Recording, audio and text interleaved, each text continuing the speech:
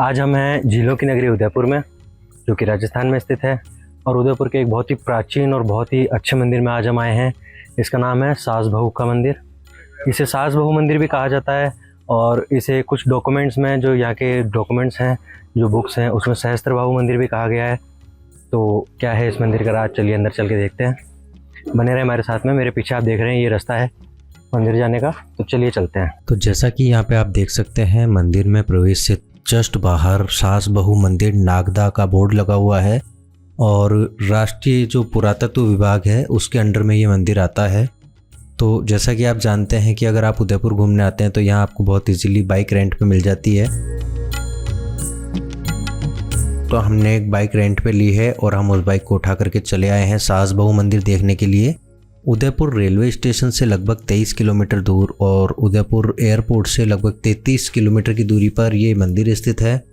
इस मंदिर के बारे में काफ़ी सारी डिटेल्स हमें यहाँ पे देखने को मिलती है। तो चलिए साथ में मिल करके वो डिटेल्स हम देखते हैं। सास बहू का जो मंदिर है उसके बारे में यहाँ पर लिखा है कि विकसित शैली एवं प्रचुर अलंकरण के लिए विख्यात 11वीं सदी के प्रारंभ में निर्मित इस युग्म वैष्णव मंदिर को सास बहू मंदिर के नाम से जाना जाता है, जो अपनी ऊंची जगती पर स्थित मंदिर समूह में प्रवेश हेतु पूर्व में मकर तोरण द्वार है। पंचायतन शैली से निर्मित, जी हाँ, पंचायतन शैली से ये मंदिर बनाया गया है। पंचायतन शैली से निर्मित मुख्य मंदिर चारों ओर से देव और देवकुलिकाओं से घिरा है। प्रत्येक मंदिर पंचरथ गर्भगृह, अंतराल पार्श्वलिंग युक्त, रंग मंडप, सभा मंडल और अर्ध मंडल युक्त है। भद्र रथ में ब्रह्मा, शिव, विष्णु की आकृतियां हैं, जो क्रमशः राम, बलराम एवं परशुराम की मूर्ति से आच्छादित हैं। मंडप का बाह्य एवं अंदरूनी भाग स्तंभ, प्रस्तारवाद और द्वार प्रचुर रूप से अलंकृत है। मंदिर के मुख्य मंडप में स्थित मकर तोरण मध्यकालीन पश्चिमी भारत की शिल्प की मुख्य विशेषता है। इसके साथ ही हम आगे बढ़ेंगे।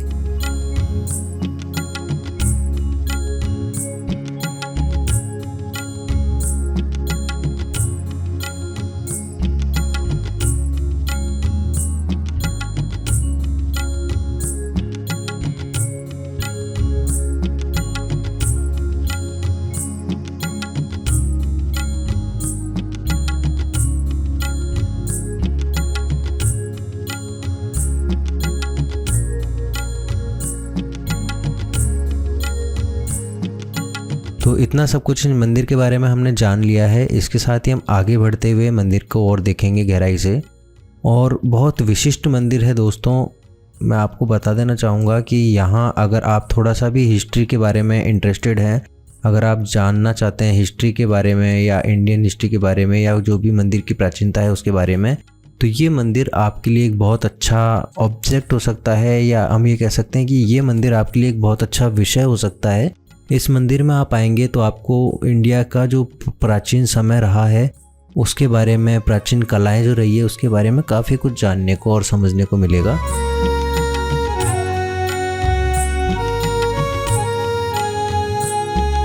तो चलिए हमारे साथ में मिलकर के आगे बढ़ते हैं।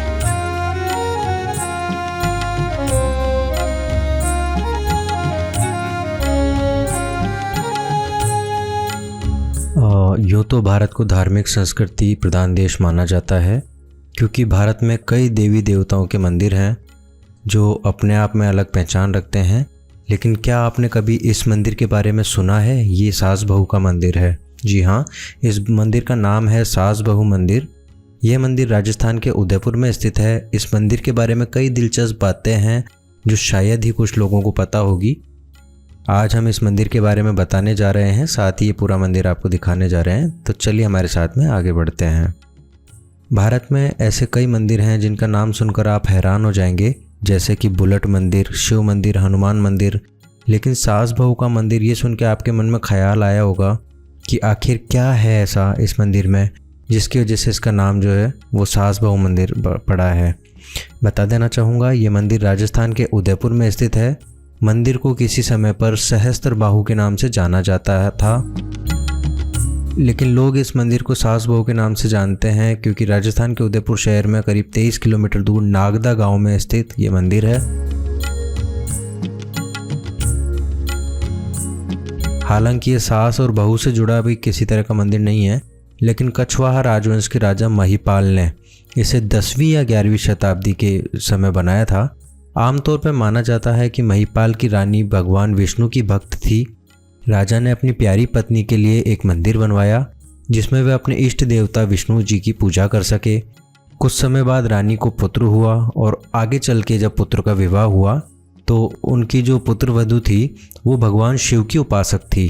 तो राजा ने अपनी बहू के लिए भगवान शिव का मंदिर भी यहीं पे बनवाया, जिसके बाद में इसका नाम सहस्त्र बाहु कहा जाने लगा क्योंकि यहाँ पर जो भगवान शिव जी की मूर्ति बनाई गई थी उससे काफ़ी सारी भुजाएं उसमें थी। अब भगवान विष्णु के मंदिर का निर्माण पहले किया गया था, इसलिए इसका नाम सहस्त्र बाहु मंदिर रखा गया। इसका अर्थ है हजारों भुजाओं वाले भगवान विष्णु का पर्यायवाची ये सहस्त्र बाहु शब्द है। हालांकि बाद में जुड़वा मंदिरों सहस्त्र बाहु मंदिर कहा जाने लगा। जैसे जैसे समय बीतता गया नाम को भी कुछ और ही तरह से लोग बुलाने लगे। समय के साथ इसे लोग सास बहू मंदिर के नाम से बुलाने लगे। सास बहू मंदिर में 5 छोटे मंदिर और बने हुए हैं। यहाँ इस मंदिर में एक तोरण द्वार है। इसके 3 दरवाजे तीनों दिशाओं में हैं, जबकि चौथा दरवाज़ा एक ऐसे कमरे में स्थित है जहाँ लोग जा नहीं सकते। मंदिर के प्रवेश द्वार पर देवी सरस्वती, भगवान विष्णु जी की मूर्तियाँ, ब्रह्मा जी की मूर्तियाँ रखी गई हैं। मंदिर के दीवार पर अद्भुत नक्काशी की गई है जो कि आप यहाँ देख सकते हैं, लेकिन कई आक्रमणों और समय के प्रभाव के साथ मंदिर के कुछ हिस्से खंडहर में तब्दील हो गए हैं। ऐसा माना जाता है कि लगभग 1100 वर्ष पहले कच्छप घात राजवंश के राजा महिपाल और रत्नपाल ने इस मंदिर को बनाया था। इस मंदिर में भगवान विष्णु की 32 मीटर ऊंची और 22 मीटर चौड़ी 100 भुजाओं वाली मूर्ति स्थित है। इतिहासकारों का मानना है कि मुगल जब यहाँ पे आए थे तो मुगलों ने सहस्त्रबाहु मंदिर को चुना और रेत से ढकवा करके मंदिर पर कब्जा कर लिया। यानी कि इस मंदिर को पूरी तरह से रेत से ढकवा दिया गया था। मंदिर की कई मूर्तियों को मुगलों ने खंडित कर दिया। बाद में भारत जब अंग्रेज आए उन्होंने पूरे देश पे कब्जा करके इस मंदिर को वापस से खुलवा दिया। तो ये था इस मंदिर का इतिहास। अब चलिए आगे देखते हैं मंदिर की जो कलाकृतियाँ हैं, जो मंदिर का बनावट है, इतनी सुरम्य और इतनी प्यारी बनावट है। यहाँ मंदिर की जो दीवारें हैं आप देखेंगे, यहाँ जो कलाकृतियाँ बनाई गई है, पत्थर की खुदाई करके आज से 1100 वर्ष पहले इस तरह की एक अद्भुत कला का प्रदर्शन करना भी अपने आप में एक बहुत बड़ी बात है। किस तरह से उस समय के लोगों ने हाथ की कलाकारी, क्योंकि आप जानते हैं उस समय कोई पावर टूल्स नहीं होते थे। आजकल पत्थर को काटने के लिए, काफ़ी मूर्तियाँ बनाने के लिए काफ़ी सारे पावर टूल्स होते हैं जो कि एक सटीकता से काम करते हैं, लेकिन उस समय जबकि पावर टूल्स अवेलेबल नहीं थे तो आप अंदाज़ा लगाइए किस तरह से इस मंदिर की जो ये मूर्तियाँ आप देख रहे हैं, इन्हें पूरी शिलाओं को काट काट करके बनाया गया है, जहाँ गलती की कोई गुंजाइश नहीं है।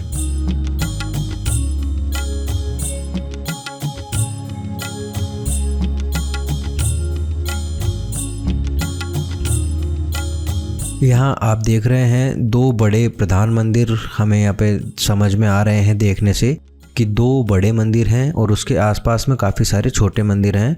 और छोटे और बड़े जो भी मंदिर हैं, यहाँ जितने भी मंदिर आप देखेंगे, इनकी मूर्तियाँ जब मुग़लों ने हमला किया तब वो अपने साथ में ले गए थे। तो इन मंदिरों में मूर्तियाँ नहीं है। हालांकि यहाँ के जो लोकलाइट्स हैं उन्होंने बताया कि यहाँ बेसमेंट टाइप का एक कमरा बना हुआ है जिसमें कुछ मूर्तियाँ हैं, लेकिन वहाँ पर विजिटर्स का और किसी का भी जाना बिल्कुल मना है। तो इस वजह से वो हम आपको नहीं दिखा सकते हैं। और एक्चुअली वो गुप्त रास्ता बताया जाता है, तो प्रॉपर्ली ये बताना भी मुश्किल है कि वो कौन सा रास्ता होगा और वो कहाँ से होगा, क्योंकि कुछ लोगों का कहना है कि मंदिर के अंदर से वो रास्ता है, जबकि कुछ लोगों का कहना है कि मंदिर के बाहर जो तोरण द्वार है उसके आसपास से कहीं बेसमेंट के लिए रास्ता है। आप देख रहे हैं मंदिर का जो चबूतरा बना हुआ है, इसकी हाइट इतनी है कि हम ये कह सकते हैं कि शायद इसके नीचे कोई बेसमेंट या कोई तहखाना होना संभव है। इस बात का कोई भी तथ्य नहीं है, इस बात को हम किसी भी तरह से ये नहीं कह सकते कि ये बात वाकई में सत्य है या नहीं है।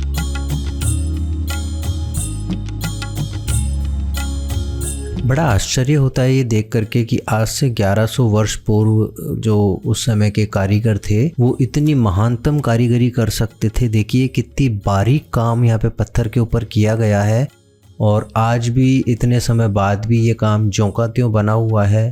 थोड़ा सा इसमें धुंधलापन आ गया है क्योंकि 1100 वर्ष पुराने ये सारी चीज़ें हैं, लेकिन इसके बाद भी आप देखेंगे किस तरह से सीना तान करके ये खड़े हैं मंदिर और अपने उस समय की कलाकृतियों को रिप्रेजेंट कर रहे हैं। इसके साथ ही देखिए आपको एक चीज़ मैं बताना चाहूँगा, आप बहुत गौर से इस वीडियो को देखिए। यहाँ पत्थर के ऊपर जो कलाकारी की गई है कितनी बारीक कलाकारी है, यहाँ तक कि किसी फूल की या किसी मूर्ति की अगर कोई बारीक कोर भी बनाई गई है तो बहुत ध्यानपूर्वक और एकदम सटीकता से वो कोर बनाई गई है।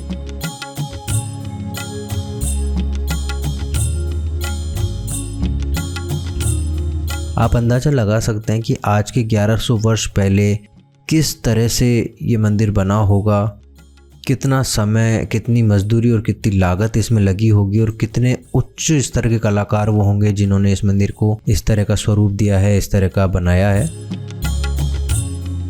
यहाँ मंदिर में जब आप आएंगे तो बेशक यहाँ कोई देवी देवता की वर्तमान में कोई मूर्ति नहीं है, लेकिन उसके बावजूद भी मंदिर का जो वातावरण है वो बिल्कुल आध्यात्मिक वातावरण है। साथ ही मंदिर में देखने योग्य बहुत सी ऐसी चीज़ें हैं जिन्हें आप एक बार देखेंगे तो आपको बहुत गहराई से और बारीकी से उन्हें देखने की इच्छा होगी। मैं आपको पर्सनली ये सजेस्ट करूँगा कि अगर आप कभी भी भविष्य में उदयपुर आते हैं या आप उदयपुर रहते हैं और आपने अभी तक ये मंदिर नहीं देखा है तो आप इस मंदिर को ज़रूर देखिए, क्योंकि वास्तव में उस समय की कलाकृति का एक अद्भुत नमूना ये मंदिर है।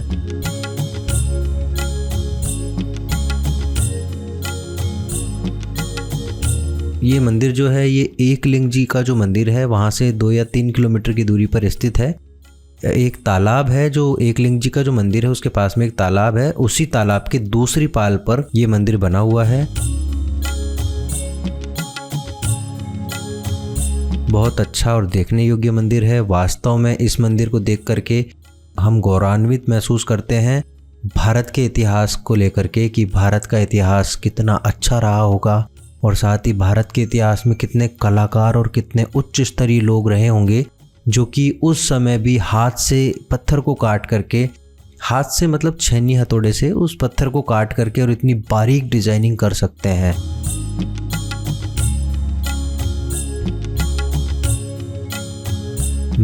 मुझे प्रसन्नता हुई आज इस मंदिर में आकर के। उम्मीद करता हूँ भविष्य में अगर आप आते हैं तो आपको इस मंदिर में आकर के वास्तविक जो अनुभव मुझे हो रहा है वही आप अनुभव प्राप्त कर पाएंगे। तो चलिए आगे बढ़ते हैं। आपने अगर हमारे वीडियो को लाइक नहीं किया है तो प्लीज़ जल्दी से लाइक कर दीजिए और लाइक और कमेंट का एक रेशियो मेंटेन करते हुए अगर आप वीडियो को लाइक कर रहे हैं तो प्लीज़ कोई ना कोई आप कमेंट करके हमें बताइए मंदिर आपको कैसा लगा है। और इसके साथ ही अगर आप हमारे चैनल पे आज पहली बार हैं तो प्लीज़ हमारे चैनल को लाइक करना और शेयर करना बिल्कुल भी ना भूलें, ताकि आपको आगे इसी तरह के पर्यटक स्थल और इसी तरह के प्राचीन और प्रसिद्ध मंदिरों के वीडियोस ब्लॉग हमारे साथ में देखने को मिलते रहें। तो चलिए आगे चलते हैं और देखते हैं और बारीकी से इस मंदिर में और क्या क्या है।